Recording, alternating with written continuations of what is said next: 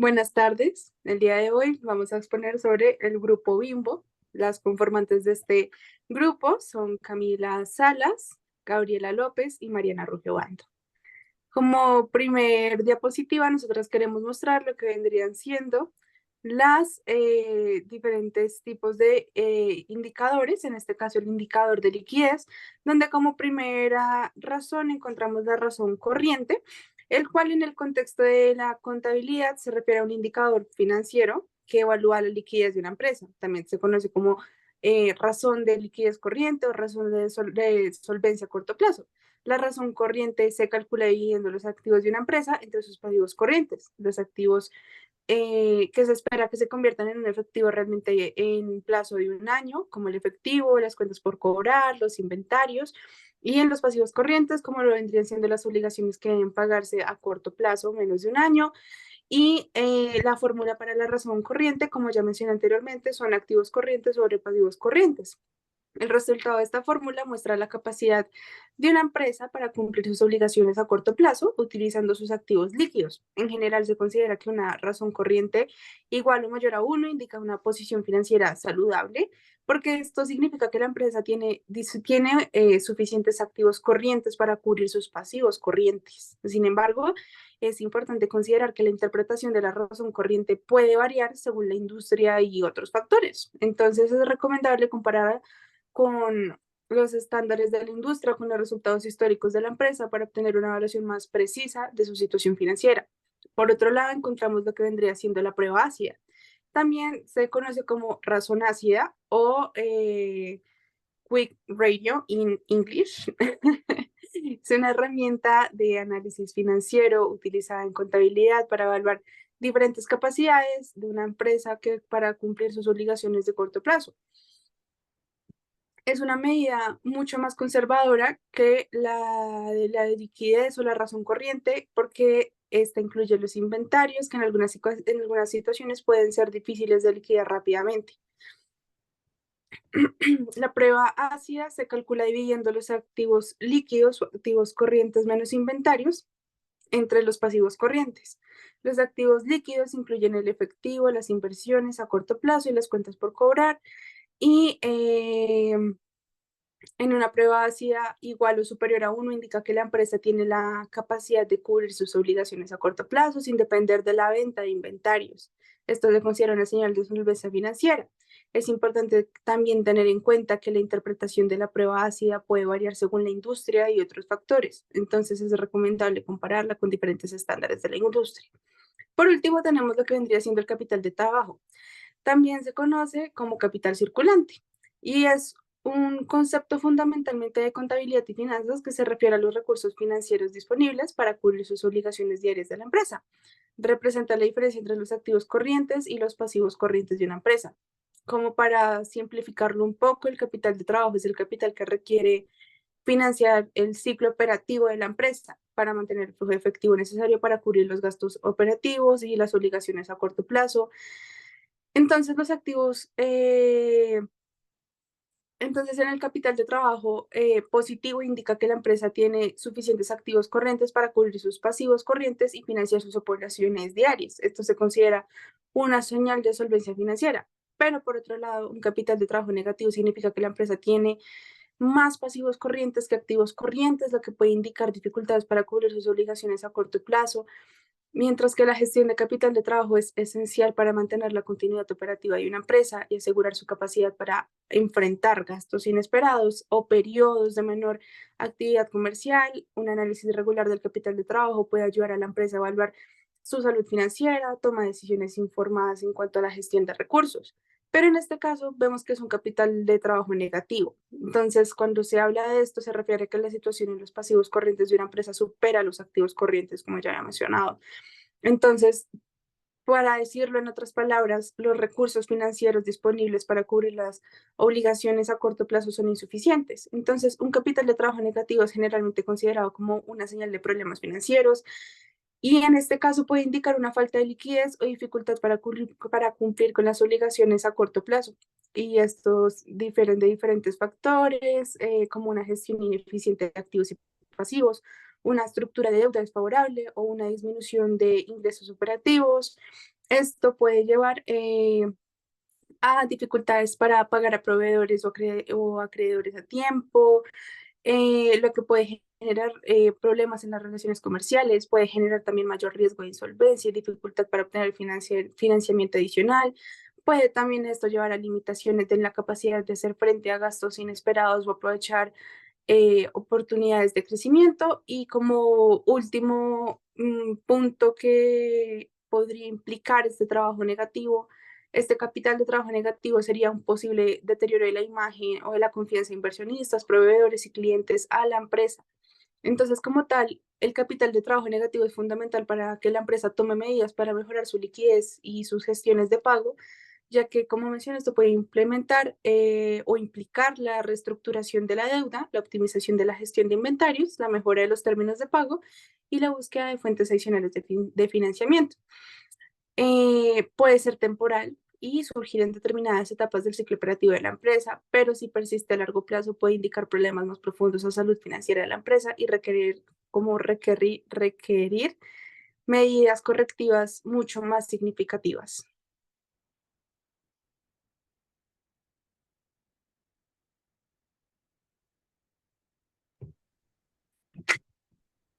En cuanto a los indicadores de actividad, podemos encontrar, bueno, estos permiten medir la eficiencia de una empresa en la utilización de sus activos mediante el tiempo que tarda en recuperar la inversión realizada en ellos. Eh, bueno, como primer punto, encontramos las cuentas por cobrar, las cuales, como podemos ver, son las ventas por cobrar sobre el promedio de las cuentas por cobrar. Entonces, estas cuentas por cobrar son los reclamos de pago exigibles legalmente en poder de una empresa por los bienes suministrados o los servicios prestados que los clientes ordenaron, pero no los pagaron. En cuanto a la rotación de inventarios, como vemos, es el costo de ventas dividido en el promedio de inventarios. Esto expresa el número de veces que se han renovado las existencias durante un periodo normal de un año.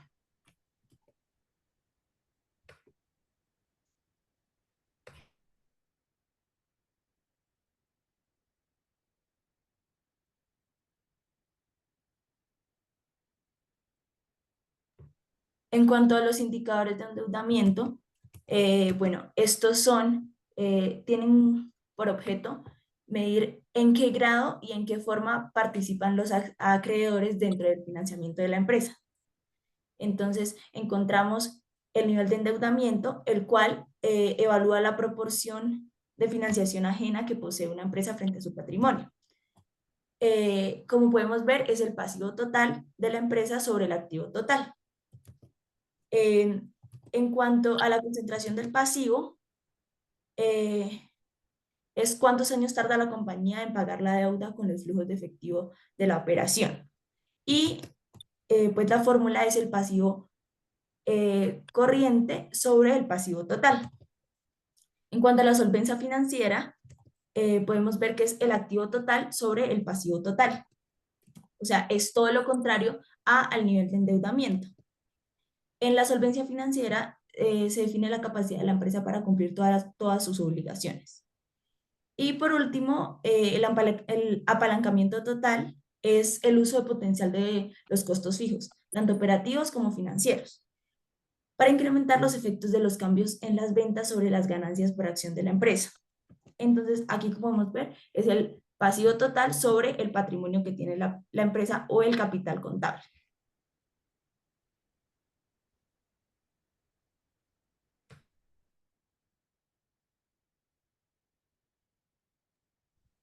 Bueno, los indicadores de rendimiento son una métrica de valor medible que demuestra la eficiencia que tiene una empresa. Estos se dividen en cuatro. Voy a empezar con el retorno sobre los activos. Este es un indicador que muestra la relación entre las utilidades netas y las ventas totales de la empresa. Este ratio, que pues un ratio es un indicador financiero, es fundamental porque calcula la rentabilidad total de los activos de la empresa. Y pues generalmente para poder valorar una empresa como rentable, este ROA, por sus siglas en inglés, debe superar el 5%. Como se puede apreciar que la variable que ejerce mayor diferencia en este indicador es la de utilidad. Por ejemplo, en el año 2022 su valor alcanza los 48.485, mientras que en el 2021 se registra un valor de 17.382. Esto se debe a que la empresa se vio parcialmente afectada durante el año 2021 y el año 2020 por la pandemia, ya que algunas plantas dedicadas a la producción del negocio operaron por debajo de su capacidad debido a las restricciones de movilidad que habían en las personas. Que fueron estas restricciones fueron implementadas en diferentes países donde la compañía tiene presencia. Además, se incurrieron en costos y gastos relacionados con COVID-19, tales como pues el incremento del costo laboral por la contratación de colaboradores adicionales, las donaciones a diferentes asociaciones para apoyar a clientes y consumidores ante pues este ambiente incierto, y por medidas de sanidad en todas sus plantas y centros de trabajos en todo el mundo. Debido a estas situaciones, aumentaron los costos operativos y redujeron significativamente las utilidades, lo cual derivó en que el retorno sobre los activos disminuyera significativamente, viendo que en el 2022 fue un total del 14% y en el 2021 del 5%. Ahora les voy a hablar un poco del retorno sobre los activos. Este es un ratio que mide la rentabilidad de la compañía sobre los fondos propios o a través de la inversión realizada por los accionistas. Este ratio es de gran importancia ya que da información fundamental para los inversores, porque nos indica la capacidad de esa empresa para generar un beneficio sobre sus accionistas. Se puede evidenciar también una disminución significativa en el retorno sobre el patrimonio, la cual se debe mayormente a las utilidades netas, que como ya lo expliqué anteriormente, fue debido a la pandemia, pero en el patrimonio, que es la otra variable que afecta a este retorno sobre el patrimonio, no se ve mayor diferencia. Por eso el resultado de este es 38% para el 2022 y 17% para el 2021. ¿Me la pasas, por favor? En cuanto al margen de utilidad sobre ventas, este es un indicador financiero que mide la rentabilidad de la empresa con relación a sus ventas. Esta se calcula pues dividiendo la utilidad neta entre las ventas totales y multiplicando esto por 100 para obtener el porcentaje. Esta permite evaluar la eficiencia y la capacidad de una empresa para generar ganancias a partir de sus ventas. Un margen de utilidad sobre ventas alto indica pues que la empresa está obteniendo una buena rentabilidad sobre sus actividades comerciales, mientras que bajo puede indicar una deficiencia y mayores costos con relación a los ingresos generados. Según estadísticas, un buen margen de utilidad sobre ventas está por encima del 20% y un bajo es por lo menos menor del 5%. Pero pues es importante tener en cuenta que estos rangos son solo una referencia y pueden variar según el contexto específico de cada empresa y pues también según su industria. Es recomendable comparar el margen de utilidad sobre ventas con el de empresas similares al mismo sector. En nuestra empresa, a partir de la investigación que hicimos, la competencia más cercana de Bimbo es Kraft, y comparando el margen de utilidad sobre las ventas de ambos, se puede concluir que el margen de utilidad de Bimbo es promedio a la industria en la que se mueve, aunque se puede notar que en el año 2021 estuvo un poco bajo de un 5%, pero pues es normal debido al tema que ya comenté de la pandemia. Por último, la utilidad por acción. Este indicador nos da una idea del retorno que reciben los inversionistas por cada acción que poseen, y pues se obtiene dividiendo la utilidad neta en las acciones en circulación. Es importante para los inversionistas ya que les permite evaluar el rendimiento de sus inversiones y comparar diferentes empresas dentro de la misma industria. Listo. ¿Puedes pasármela, por favor? Bueno, en cuanto al análisis vertical, el análisis vertical busca expresar la participación de cada una de las cuentas de los estados financieros como un porcentaje y determinar si la distribución de los activos y pasivos de la empresa es la más idónea o correcta con base a sus necesidades tanto operativas como financieras. Entonces, analizando la tabla, podemos darnos cuenta de que algunas de las cuentas que más resaltan son las cuentas por cobrar a clientes y otras por cobrar. Con base a las notas nos dimos cuenta que durante estos años, derivado de la pandemia del COVID-19, la compañía realizó una revisión sobre esta estimación y como resultado de este análisis no tuvo incrementos significativos en el saldo de los clientes y pues ni fue como necesario implementar un cambio en este modelo de estimación. Por eso el promedio no varía bastante. En cuanto a otra cuenta que cabe resaltar, es la cuenta de propiedades de planta y equipo neto. En la columna del 2022 se puede apreciar un aumento, ya que se incluyen los valores razonables preliminares de la adquisición de varias empresas como Sweet Pierre y PPA por sus siglas en inglés de Popcornopolis y Cutie Industries. Por último, otra cuenta que cabe resaltar es la de impuestos de utilidad diferidos. Y pues en cuanto a estos impuestos de utilidad diferidos, se puede apreciar una diferencia casi del doble entre el 2021 y el 2022, ya que en el 2022 existen utilidades no distribuidas por las diferencias temporales asociadas con estas inversiones, por lo cual no se reconoció como tal en los pasivos por impuestos diferidos. Ya, me pasa el siguiente, por favor. En cuanto al pasivo, una cuenta por resaltar es la de beneficios a los empleados. En esta tiene una diferencia significativa, ya que en el 2022 algunos beneficios de los planes personales no sindicalizados fueron congelados. Entonces, pues parte de esta cuenta está congelada y por esto mismo hay una gran diferencia entre sus dos valores. Ya, la siguiente, por favor. Y ya por último, en cuanto al capital contable, podemos notar que sus porcentajes no variaron bastante y ya, eso sería todo.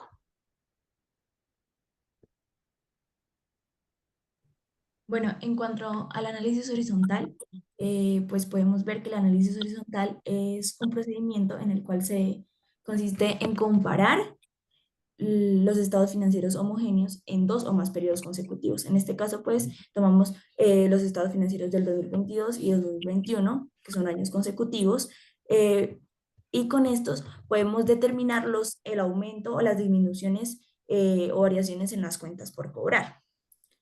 Entonces, mi compañera Mariana les va a presentar como qué variaciones hay, cuáles son las cuentas por cobrar como importantes y pues las notas de cada una.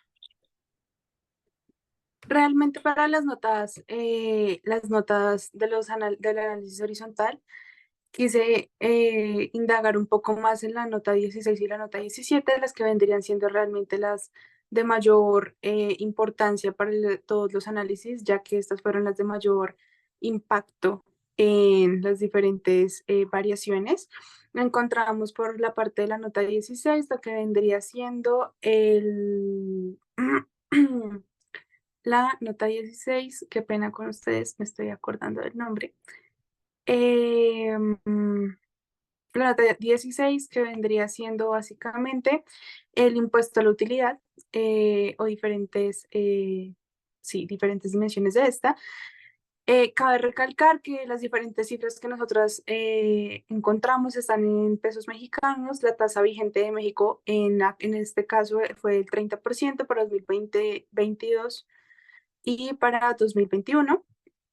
Encontramos, por ejemplo, en el caso de México, que se aprobaron modificaciones fiscales en el año 2021 que entraron en vigencia en el año 2022 y estas reformas generaron obligaciones de cumplimiento para la compañía que ha cumplido con dichas obligaciones. Además, se han seguido los procedimientos necesarios en relación con los servicios especializados y se han realizado modificaciones en los requisitos para los documentos fiscales en cara al 2022. Por otro lado, en Estados Unidos encontramos que se promulgó una ley que establece un crédito fiscal para inversores, para inversiones en el sector de la manufactura y otra ley que introduce un impuesto mínimo para ciertos grandes contribuyentes. Se espera que estas medidas tengan un impacto limitado en las operaciones y estados financieros del Grupo Bimbo, mientras que en España encontramos que se han establecido tasas corporativas de impuestos sobre la renta que varían según la ganancia neta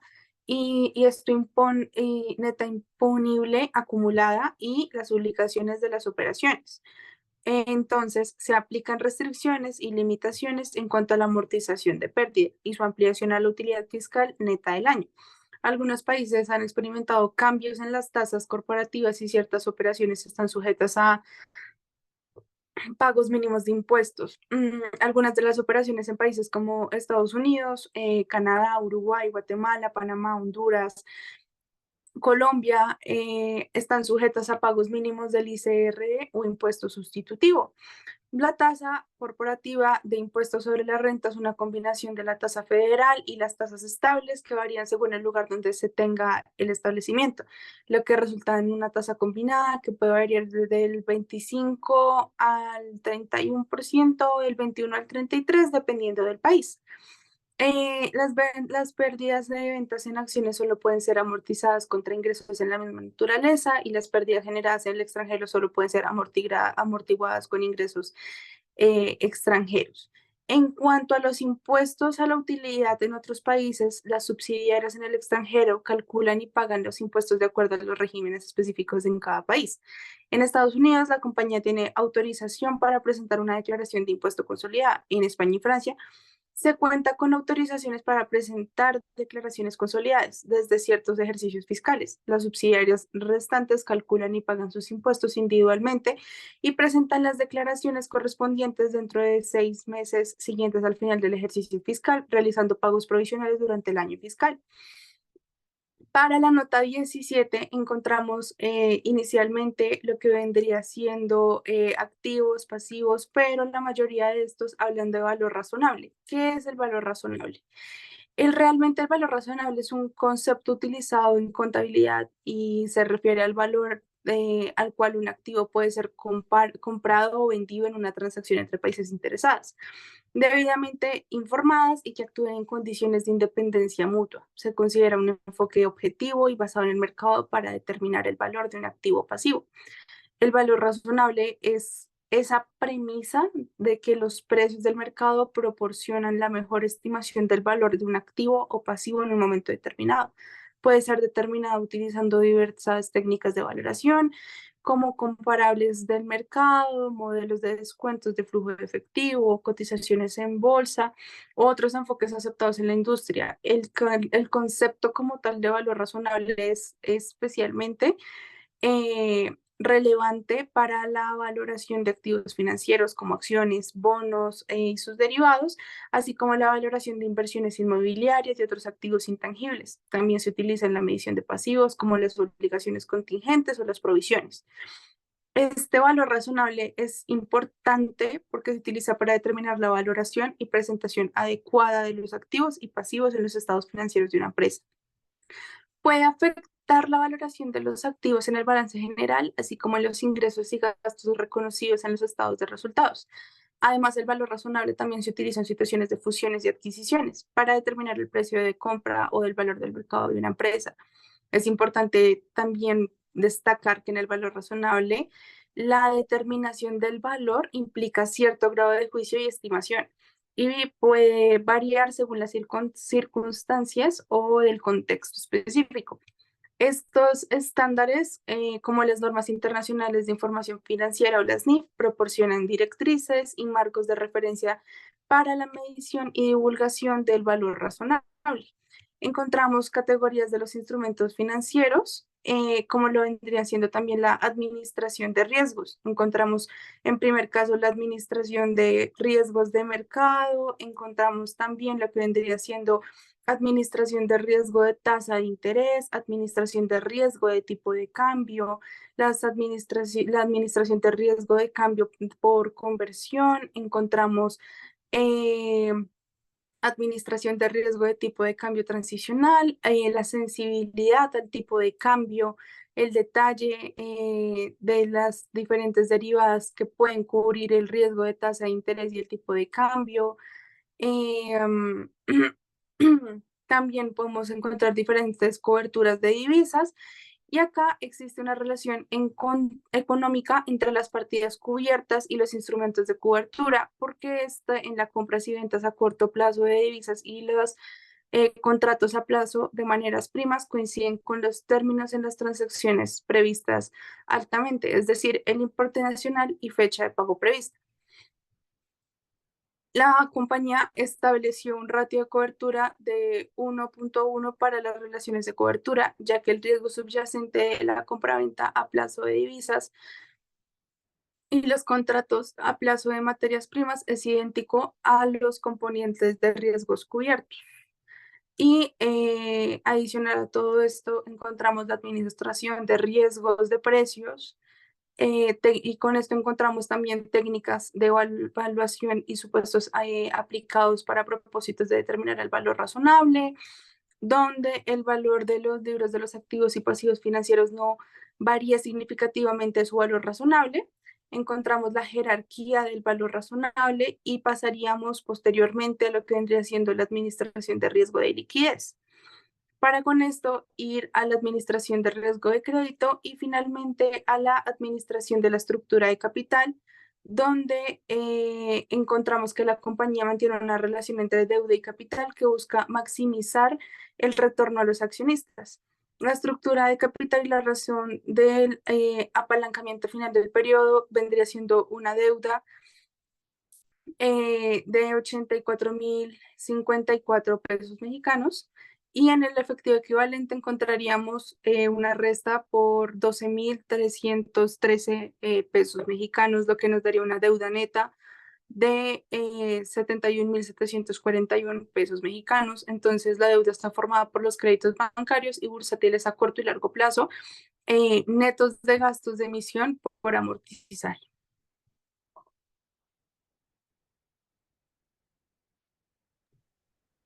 Bueno, muchas gracias por su atención y pues también quería recalcar que en el documento de Word se presentan algunas recomendaciones para, en este caso, nuestra empresa que sería Grupo Bimbo, para pues una mejora en pues los cambios abruptos que hay en algunas cuentas por cobrar. Muchas gracias. Gracias.